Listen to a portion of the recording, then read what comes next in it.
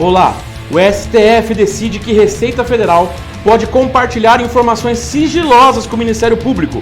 O Bolsonaro é denunciado por crimes contra a humanidade ao Tribunal Penal Internacional.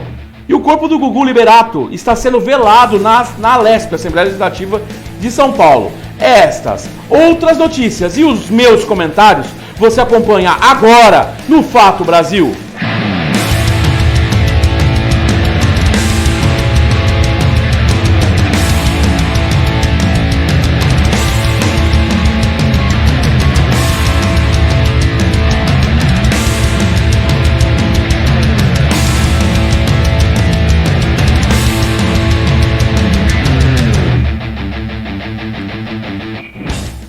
E estamos começando mais um Fato Brasil aqui na WTV nessa quinta pré-Black Friday, né? Ou Black Fraud, como diz alguns. A gente vai falar sobre isso daqui a pouco. Mas antes eu gostaria de mostrar que aqui do meu lado está comigo ele, né? Ele que veio aqui comentar sem parcimônia, como assim ele diz, Clóvis Costa, aqui da Hora do Esporte. E aí, Clóvis? Tudo bem, Vitor? Tudo bem? Beleza? Tranquilo? Estamos aí, né, fazer o comentário dessa conjuntura política tão complicada, tanto para o Brasil como para a América Latina de forma geral. Né, algumas vitórias ali, né, de um campo progressista, mas também golpes na Bolívia, a eleição da direita vencendo lá no Uruguai, enfim. Mas vamos hoje temos panos para manga, né? Hoje tem muito assunto para discorrer aí, que infelizmente, né, não são bons assuntos, mas é importante que a gente tenha clareza da conjuntura que nós vivemos, porque só sabendo a conjuntura a gente pode planejar as nossas ações, né, como que a gente vai ter que agir nesse momento tão complexo que é a conjuntura brasileira e latino-americana. Ou seja, ao contrário do que o ditado popular diz, que política e religião não se comenta, não se discute, aqui é o contrário. Aqui a gente discute sim. Ah, mas e a religião? A religião, se tiver alguma coisa para discutir, a gente discute também sempre, é claro, com respeito, né, aos créditos e tudo mais. Mas política, aqui é a nossa praia, né, Clóvis? Exato. E vamos então já à primeira notícia de hoje. Opa, eu coloquei você aí na tela. Aí, vamos à nossa primeira notícia de hoje, que acabou de acontecer por 9-2. O STF, o Supremo Tribunal Federal, decidiu que a Receita Federal ela pode compartilhar informações sigilosas. Pois é. Então, a maioria dos ministros foi favorável ao compartilhamento, sem um aval judicial entre a Receita e Ministério Público de informações detalhadas de investigações, entre as quais as declarações de imposto de renda e os extratos bancários. Resumindo, agora, para que a polícia tenha acesso às suas informações bancárias, numa investigação, não só suas, nossas, assim, de todos, sim, agora eles não precisam mais do aval judicial, basta requerer isso para as entidades, tanto do imposto de renda, justamente para poder investigar. Clóvis, rapidinho, o que você acha disso? Grande questão, será que vão investigar as movimentações do Flávio Bolsonaro? Fica aí a dica. E você, que está aí nos assistindo, o que você acha? A rachadinha. E outra pergunta, né? Cadê o Queiroz? Onde está o Queiroz? Pois é, né? Agora dá para pegar o extrato bancário dele mesmo, né? De forma mais fácil, né? Mais fácil. Será que isso vai facilitar mesmo? E aqui, ó, junto com a gente tá a Judite, tá aqui, ó, olhando pra mim, com a carinha, também tá na Hora do Esporte, que acabou agora há pouco, né, Clóvis? Tava aqui também, eu falo que a Judite... Aí o pessoal fala assim, Clóvis, por que você deixa a gata ficar na bancada? Isso não é profissional. Gente... Ela é editora-chefe. É editora-chefe, não tem como. E outra coisa, eu vou falar aqui pra essa câmera aqui, assim. Se você não gosta de gato em cima da bancada, tem 350 jornais pra você assistir aí. Pode ir pra ver qualquer um deles. Aqui a gata fica. Sabe quem gosta de gato? Gostava de gato? Quem? Vladimir Lenin. Opa! O Lenin gostava de gato? Gostava. Pois é, mas é que eles são maravilhosos, né? É, isso aí. Bom, então fica aqui nosso comentário sobre essa questão, que a gente vai continuar comentando conforme a gente vai tendo maiores informações do que está acontecendo. Mas resumindo, basicamente isso. Mandar também um abraço eu recebi um comentário num programa de terça-feira, segunda-feira, aliás, falando que demorou muito. A pessoa entrou no programa e esperou 10 minutos pelo comentário que eu ia fazer e eu não fiz. Mas o programa teve 20. Ou seja, ela não esperou, ela não assistiu o programa inteiro. Não teve parcimônia. Não teve parcimônia. Gente, é o seguinte, eu vou falar uma coisa aqui pra vocês. O programa, ele tem de 20 a 30 minutos. Então, se você quer ver um pouco sobre o que eu estou falando, algum assunto específico, pode esperar um pouquinho. Se for gravado, você pode avançar, então. Vai avançando pouco a pouco aí no YouTube ou aí no Facebook, que a gente chega e a gente vai comentar assim. Tudo que está no título é comentado. Manda um abraço pela crítica construtiva, mas aqui a gente não faz vídeo pra gente que quer assistir vídeo de 13 segundos, tá? Aqui os programas são complexos, os comentários são completos. Se você gosta de vídeos rápidos, aqui não é nem a parafernália e nem o Porta dos Fundos, com esquetes. Aqui nós estamos falando de coisa séria. Embora a gente gostaria muito de ter uma parafernália ou um Porta dos Fundos da vida que trata aqui. Também né? Tem uma certa seriedade, né? Pois é, então aqui a gente é meio My News, né? Que é o nosso concorrente de jornalismo também aí, e que é maravilhoso, e quem sabe um dia a gente chega nesse nível, né? Mais à esquerda. É isso, aqui tá um pouquinho mais, tá pendendo aqui assim, ó, um pouquinho, né? Mas a gente quer deixar as coisas equalizadas aqui, porque a gente quer ouvir a sua opinião. Vou parar de falar, porque o pessoal reclama que eu falo muito, né? Alguns falam que eu grito demais, né? Mas eu acho que, enfim... E eu também vou comentar um outro assunto polêmico aqui, viu, Clóvis? Ó, a gente quer o bem da Amazônia, sumiu aqui tudo aqui, diz os brigadistas que hoje foram soltos, né, ao deixar a penitenciária em Santarém. Lembrando, assim, que essa semana alguns brigadistas foram acusados pelo governo federal e pela Polícia Federal, pela investigação da polícia lá em Santarém, né, lá na região da Amazônia, né, numa das partes da Amazônia no Pará, e dizendo que eles tinham vendido fotos e, enfim, sim, acusaram eles de terem participado dos focos de incêndio na região. E hoje a justiça mandou soltar, dizendo que, na verdade, a polícia, a linha na verdade, é de grileiros que sim, tinham feito isso, e não dos brigadistas, né?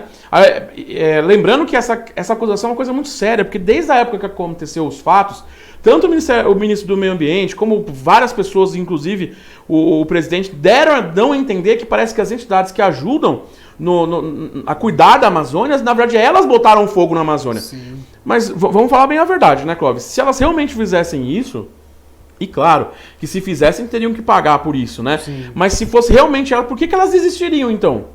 Elas estão lá justamente para poder cuidar da floresta, para impedir justamente que a floresta seja mais destruída, e aí eles mesmos iam botar fogo. Isso é meio sei lá, meio estranho. Um governo chegar falando essas coisas sem ter nenhum tipo de prova. Aí prendeu os brigadistas que hoje foram soltos. A notícia chegou agora há pouco, então eles estão soltos e falaram que a gente quer o bem da Amazônia, assim como nós aqui também queremos. Eu acho que se a Amazônia morrer, como é que a gente vai respirar? Pois não é verdade? Pois é, mas é que assim, né? A gente tem o ministério do governo Bolsonaro, né, são formados por antiministros, né? Os ministros odeiam a pasta deles.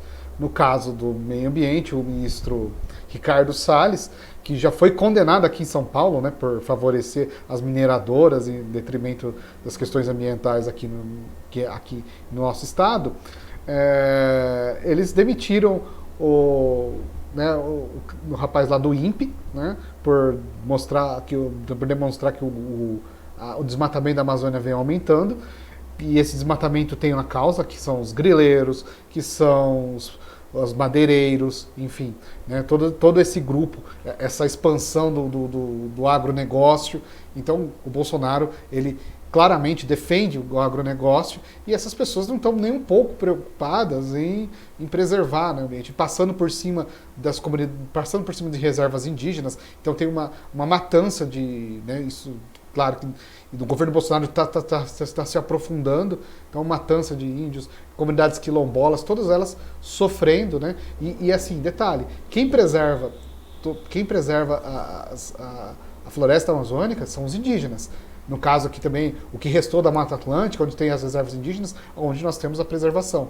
Aí agora você deixa tudo a cargo do agronegócio, um desenvolvimento que está destruindo, né, os nossos domínios geomorfológicos, né, os nossos domínios aí morfoclimáticos. Então, há uma destruição completa em nome de um desenvolvimento predatório, né, e que não beneficia ninguém, porque o que o agronegócio produz é para fora do país. Tanto que agora está tendo uma crise aí da questão da carne, né? Que o preço da carne que está vendendo para a China aumentou o preço da carne no supermercado, justamente em virtude disso. Então, assim, é um desenvolvimento que prejudica o meio ambiente, prejudica as pessoas porque não produz, não tá, que é o que o negócio produz, a gente tem que ter a clareza, que não é para o brasileiro, né? Para a mesa do trabalhador e trabalhadora brasileira. É para, né, para exportação. O que produz comida, coloca comida na nossa mesa, são os pequenos agricultores, né? Então, a agroecologia, né, que é uma coisa muito importante. Hoje nós temos assim, né, o desenvolvimento da ciência, da tecnologia, permite que você possa produzir alimentos e produzir o menor impacto, né, ambiental possível. Mas... E claro, Clóvis, que a gente fala isso não é nem como uma questão política, mas é uma questão até de sensibilidade mesmo.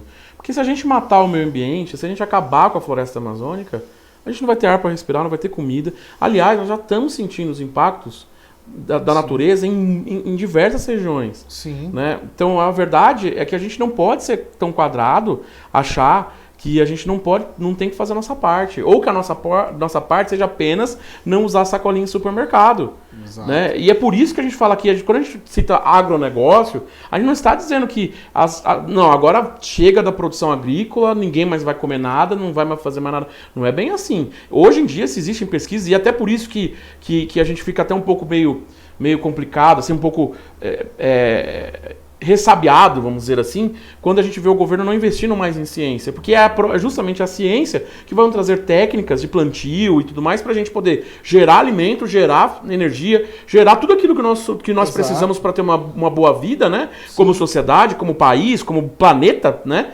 E a gente vê o país indo para trás no investimento em ciência.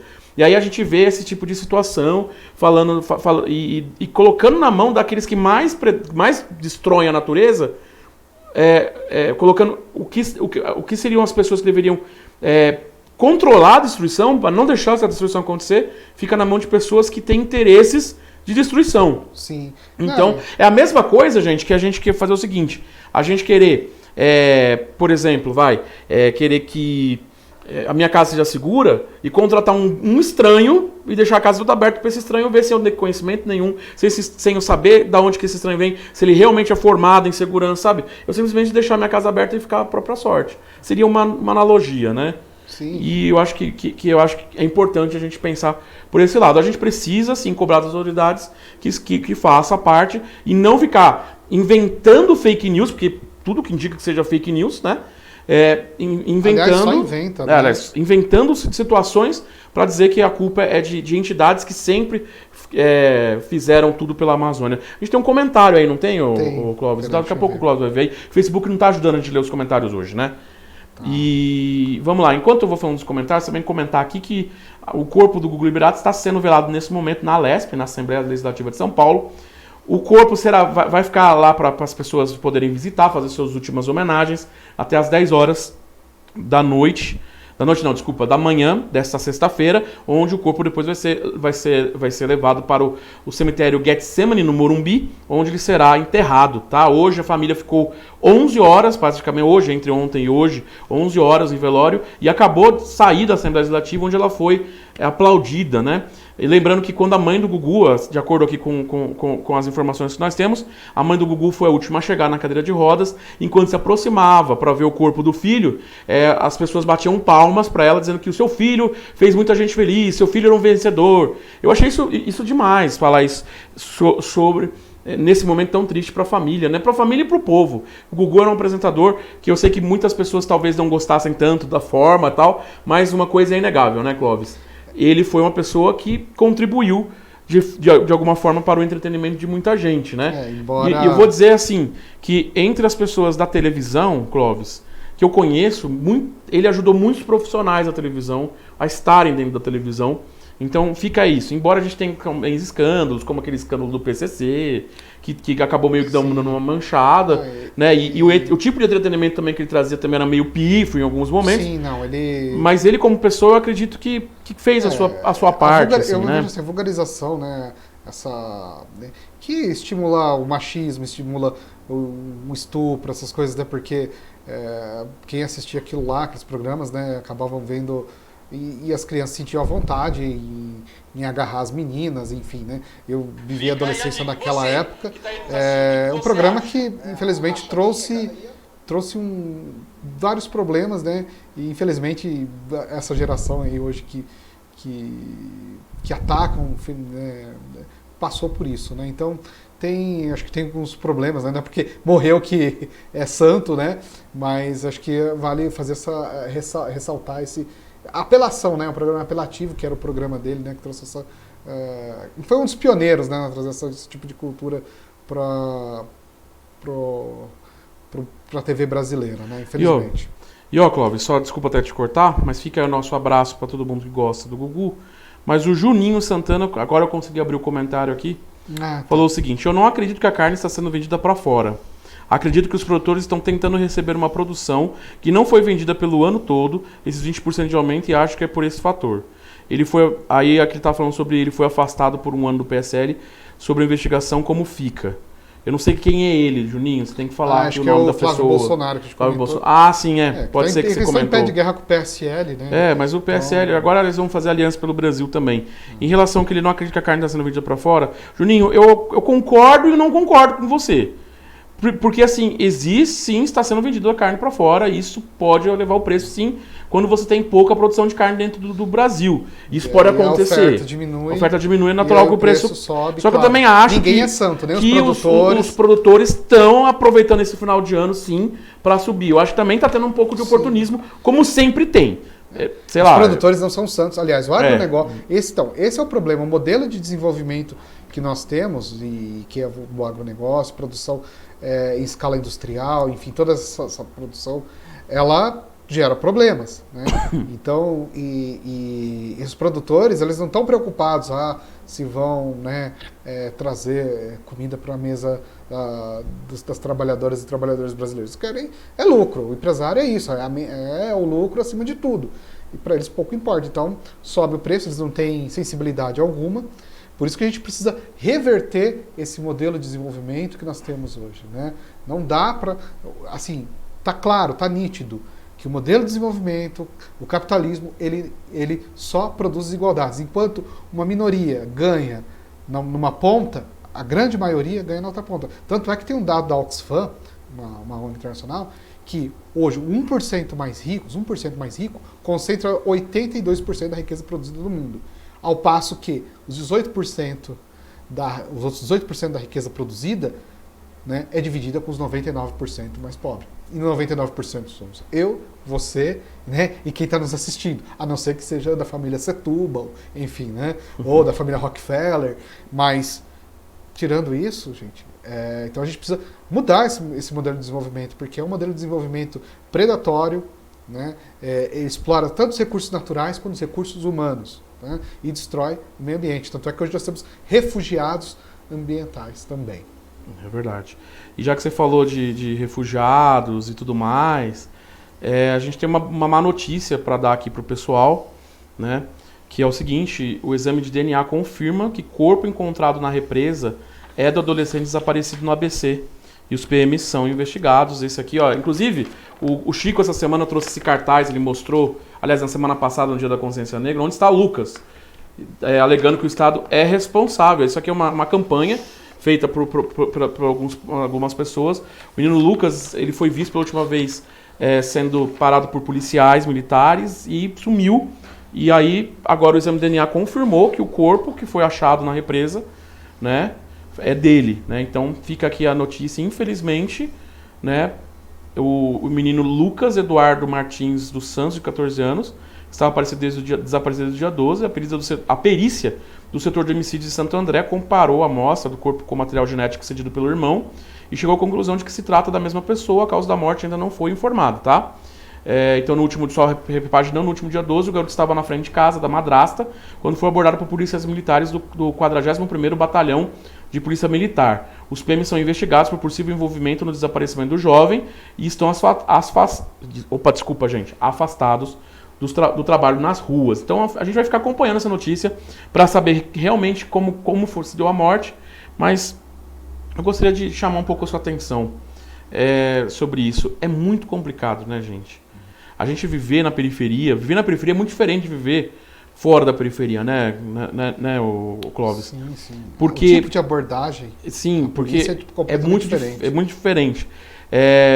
Eu conheço amigos que têm medo da PM por causa desse tipo. E aí a gente vê uma notícia como essa. Lembrando, não estamos acusando a PM. A gente está dizendo que existe a suspeita de que os PMs estão ligados. Tem que ser investigado. Então está sendo investigado. Mas isso é muito complicado, séria, né? Não uma investigação feita para encobrir os Com certeza. A gente precisa de algo. E fica assim, fica a nossa nota de pesar do menino, né? Poxa, infelizmente. E me fala o que leva uma pessoa. Aí eu não vou dizendo quem foi, porque tem que se investigar para levantar quem foi que fez. Mas o que leva um ser humano a matar um menino de 14 anos, né? De 14 anos, sabe? Poxa, tinha uma vida pela frente. Como vem acontecendo no Rio de Janeiro, né? O governo do Witzel, né? São as políticas públicas de segurança matando os mais pobres. E é isso que é complicado, né? É a famosa necropolítica, né? Exatamente. E olha só, gente, já que nós estamos falando sobre questões, né? E tudo mais, olha essa questão, isso aqui também dá pano pra manga, viu, Clóvis? Novo presidente da Fundação Palmares minimiza o racismo no Brasil em post. E as entidades criticam. Pois é, vamos lá, olha só o que aconteceu. A nomeação do jornalista Sérgio Nascimento de Camargo para a presidência da Fundação Cultural Palmares, órgão da promoção da cultura afro-brasileira, causou uma onda de manifestações. O motivo é uma série de publicações nas redes sociais em que o jornalista relativiza temas como a escravidão e o racismo no Brasil. Assim, resumindo, basicamente ele diz que a escravidão foi importante para os negros de hoje, e que não existe racismo no Brasil. Isso aí é coisa da nossa cabeça, viu, Clóvis? Né? Embora eu e o Clóvis sejamos brancos, a gente não tem muito o que dizer, a gente não sente na pele o que as pessoas pretas elas sentem, mas parece que, de acordo com ele, a gente não existe racismo. Isso aí é uma coisa que nós estamos colocando aqui, é uma fake news nossa, aqui, falar que não existe racismo no Brasil, né? E aí, Clóvis, o que a gente pode dizer rapidamente sobre isso? Assim, né, negar... Primeiro que ele não representa todo o movimento negro, toda a luta, né? Ele disse que não tem que ter. Né, num dos posts, ele meio que deixa entender que racismo real existe só nos Estados Unidos. Ele não representa, né, toda a luta do movimento negro. E, aliás, você não precisa ser negro para ser antirracista, né? Exatamente. E nós temos que... o racismo no Brasil é estrutural, né?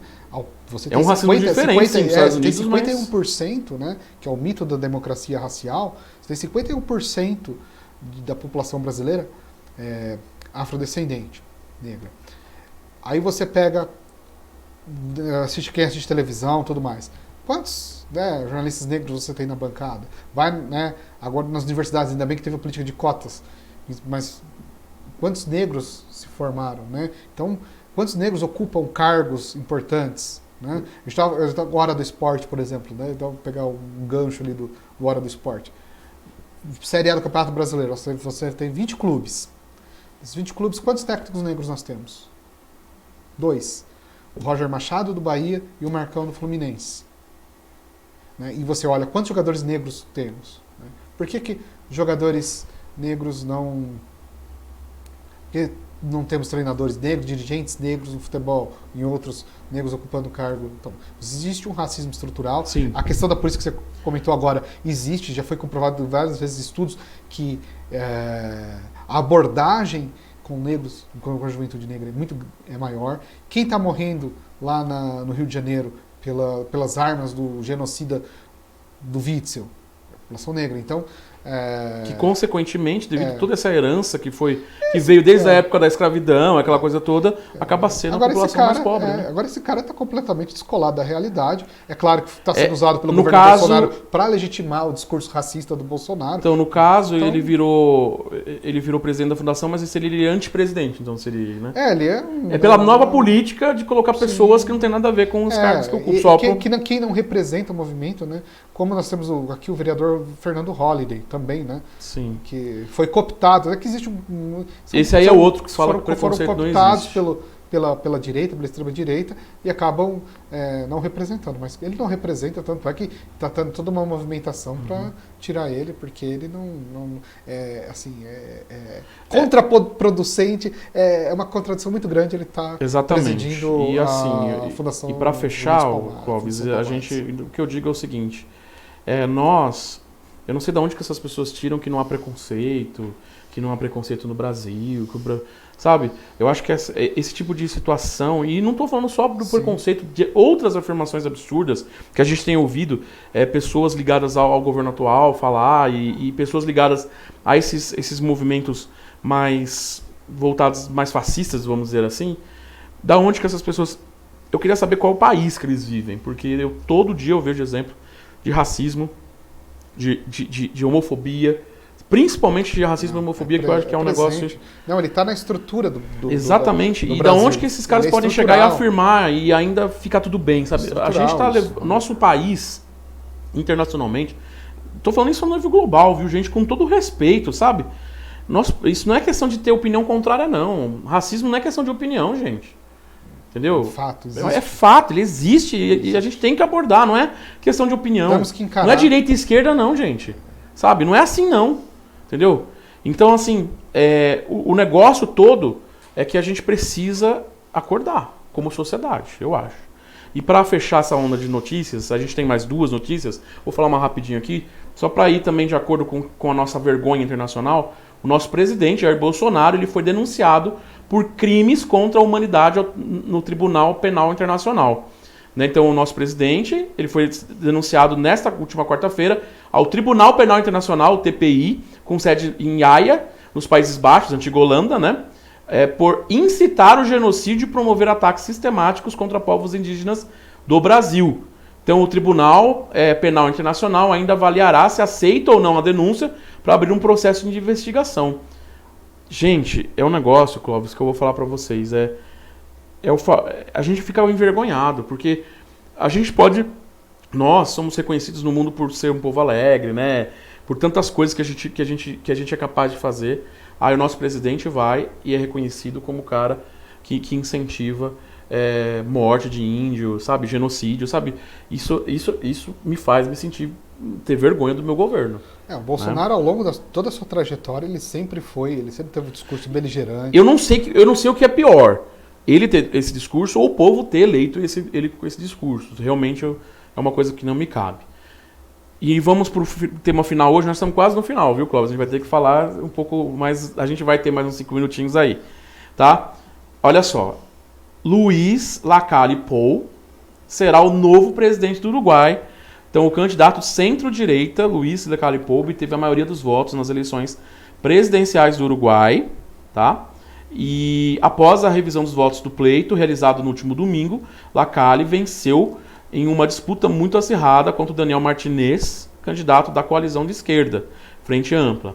Após será no dia 1º de março de 2020. A alternância do poder com a vitória por um resultado tão apertado, definido voto a voto, mostra que o Uruguai está dividido.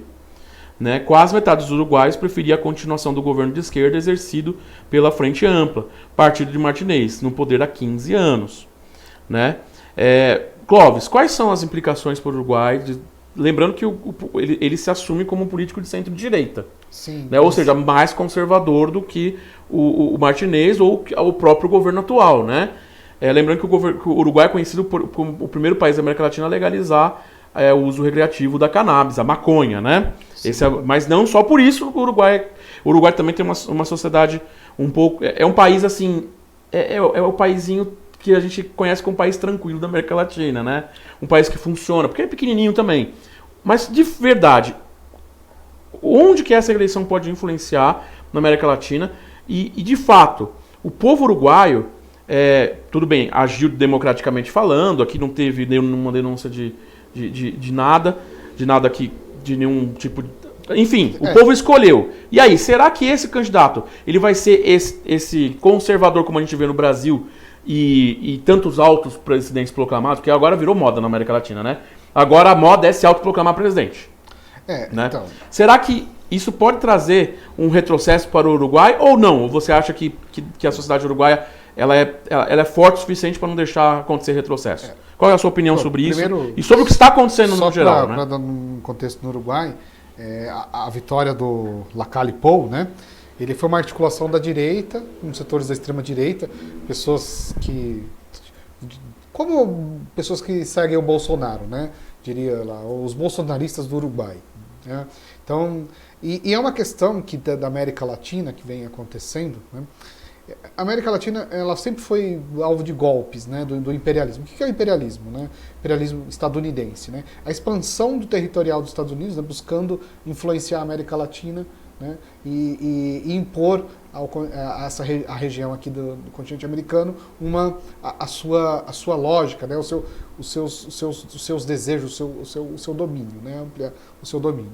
Então, todos os golpes que nós tivemos lá nos anos 60, anos 70, se explica por essa questão geopolítica. Então é uma questão muito mais ampla e isso explica o golpe na Bolívia, o golpe da Dilma, o golpe jurídico parlamentar em cima da Dilma, a eleição do Bolsonaro. No Uruguai também a eleição teve disparo de fake news WhatsApp também, né? Então também teve essa questão que também deveria ser vista aqui no Brasil. Por exemplo, a eleição no Brasil tinha que ser anulada, né? Essa eleição no Brasil. No Uruguai, eu também acredito. É que assim, né, esse modelo de democracia, ele já está mostrando um esgotamento, porque, e na verdade, coloca lá, né, são os interesses maiores, né? Na verdade, o Lacalle Pou, ele vai representar os interesses que são internacionais, que não são dos uruguaios, interesses, né, do setor financeiro, enfim, que explora, como foi o Macri, né, que causou, foi um desastre o governo Macri. Esse governo de direita, centro-direita, com essas medidas liberalizantes, Estado mínimo, todo esse discurso, é extremamente prejudicial, né? É a destruição completa do que se tem de política de bem-estar social, que é diferente que na América do Sul a gente nunca experimentou, como foi na Europa Ocidental, Estados Unidos ou Japão, que nos anos do período pós-guerra, né, onde o capitalismo ali, né, digamos, distribuía migalhas aos trabalhadores, você tinha lá uma condição de vida até a primeira crise lá dos anos 70, a crise do petróleo. Sim. Então, é um modelo de desenvolvimento, até em resposta também à União Soviética, né, porque para impedir o avanço, né, da União Soviética, principalmente sobretudo poderou-se mais a classe pobre e trabalhadora, né, para poder derrubar a ideia que vinha da União Soviética na época. Né? Para frear, né, o avanço, né, das ideias socialistas, enfim. Então, teve esse porém. Depois dos anos 70 para cá, né, várias crises econômicas, tanto o centro do capitalismo, né, a Europa Ocidental, a América do Norte e também o Japão ali, foram passando sucessiva crise de depreciação das condições dos trabalhadores, né, toda uma precarização. E na América Latina a gente nunca teve isso, né? A América Latina sempre foi vista como uma área de saque mesmo, desde a chegada dos europeus, né? E acho que um livro muito legal para se ler, As Veias Abertas da América Latina, acho que um livro fundamental para ler, do Eduardo Galeano, escritor uruguaio, para a gente entender o que é a América Latina, né? E a América Latina, a desigualdade vem aumentando nos últimos anos, né? Assim, várias pesquisas vêm apontando que a desigualdade e a concentração de renda vem aumentando, porque esses governos de direita, os lugares onde nós tivemos, no Brasil, por exemplo, 2015 para cá, a concentração de renda, enfim, né? O índice de Gini, né, que mede a concentração de renda, no Brasil aumentou, na Argentina nem se fala. Então, a Bolívia, teve o golpe, a Bolívia é um país que estava, embora o governo do Evo Morales seja um governo de conciliação de classes, o Evo cometeu alguns erros também, que permitiu esse golpe, como no Brasil também o lulopetismo cometeu um monte de erros que nós chegamos nessa conjuntura, que explica um pouco a ascensão dessa extrema-direita. Tem toda essa, tá tudo ligado. Então existe uma questão geopolítica muito importante. Para o Uruguai vai ser um problema, né? A Argentina experimentou isso, tanto é que o Macri foi rechaçado eleitoralmente. O Chile está o povo chileno está se manifestando contra, né? Está obtendo algumas vitórias. Lá vai ter outra constituinte no Chile, então, inclusive, né? Mostra que essas políticas liberais, ultraliberais, como aqui no Brasil, elas são desastrosas e o importante é que o povo se manifeste, né? Eu vou mandar um abraço pro Juninho Santana novamente, que ele falou assim, tem que aumentar o tempo do programa, 2 horas. Que tá muito bom. Obrigado, Juninho. Obrigado mesmo. Obrigado mesmo. Eu fico muito feliz, viu, de ver aqui. Ele também falou um pouco sobre o pedido do Ministério Público Eleitoral, Tribunal Regional Eleitoral de Pernambuco, que reprovou nessa quarta-feira as contas de Maria de Lourdes Paixão dos Santos, candidata a deputada... Espera que eu estou abrindo aqui. Deputada federal pelo PSL nas eleições de 2018. Aquela deputada naquele escândalo, né? Falando que É o escândalo das laranjas, né? As candidaturas laranjas, né? Candidaturas laranjas. Então a gente vai comentar sobre isso nos próximos programas e conforme as coisas vão acontecendo. Obrigado, viu, Juninho, por a sua participação. Manda um abraço também pro Gabriel Freitas, que é meu amigo, tá acompanhando. Andréa Castro, Andréia, e a todo mundo. Clóvis, muito obrigado aí por ter vindo. Fica o convite para você voltar quantas vezes você quiser. Judite tá aqui quietinha hoje. Tá legal. E eu queria terminar o programa hoje. Eu sei que a gente passou um pouquinho do horário, mas eu não vejo por que não passar do horário quando a gente tem um motivo muito bom, né, Clóvis? Então hoje está se apresentando, que é um participante aqui da TV, num programa musical que vai estrear agora em 2020. Nós vamos ter programas novos aqui na WTV agora. Vai ser super legal. E essa banda, que é a banda Distopia, está se apresentando nesse momento. E eles mandaram, o Gustavo, que é também da equipe de esportes, né, Gustavo Guimarães, mandou pra gente um trechinho do vídeo que a gente quer terminar o programa com esse trechinho aí. Pra poder mostrar o nosso baterista. O baterista da banda vai fazer parte da equipe de música aqui da WTV nos novos programas musicais que vão estrear em 2020. Então eu queria poder dar essa credibilidade pra essa banda muito legal. E nós vamos encerrar o Fato Brasil com essa banda, com essa música bacana aí. E assim a gente vai ficando por aqui. Muito obrigado pelo carinho da sua audiência, pela paciência. E aqui, meu amigo, aqui a gente fala, independente se vai doer, se não vai doer, aqui a gente tenta sempre manter a sua opinião, a nossa opinião, sempre aqui, porque o importante é nós estarmos sempre num diálogo para que a gente possa, juntos, acharmos uma solução plausível para os problemas da nossa política. Eu falei bonito, né? Eu sei que falei bonito. Mandou bem. E é isso aí. Tchau, pessoal. Até amanhã. Tchau, tchau. Tchau, tchau. Obrigado, viu, Clóvis? Valeu.